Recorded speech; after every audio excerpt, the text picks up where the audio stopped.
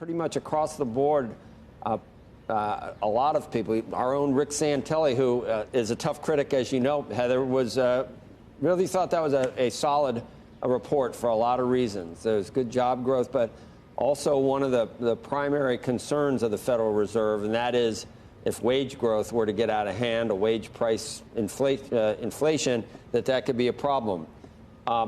Did you see some signs of an easing labor market in Friday's report? So Friday's report was really quite excellent. I think it was that Goldilocks place we want to be. We're continuing to see jobs being added across the economy. That's good for American families, good for American workers, that those jobs are there. We saw that unemployment is at 50-year low, and that both 2021 and 2022 were record years of job creation. So that is all good news for workers. But at the same time, we've seen that pace of job creation slow, but down to a steady pace that is more sustainable.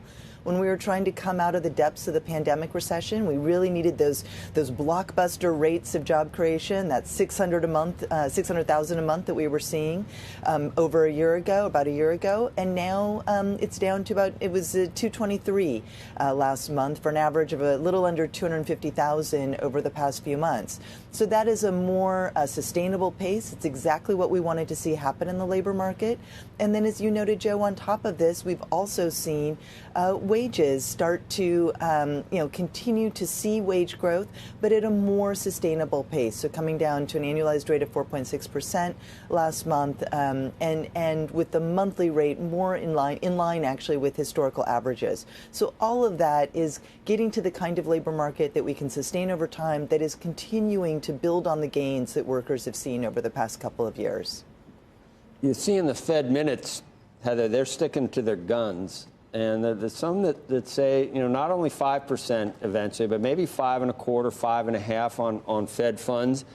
And that causes some people to think that the Fed is not going to rest until it gets unemployment back to somewhere around 4.5% or 5% to ease inflation concerns. Is the White House on board with that? Number one, we don't want wages slowing. The White House wants wages growing. And we really don't want unemployment rising. They're an independent body, the Fed, but do you think that the White House at this point is kind of saying, hey, guys and gals, be careful?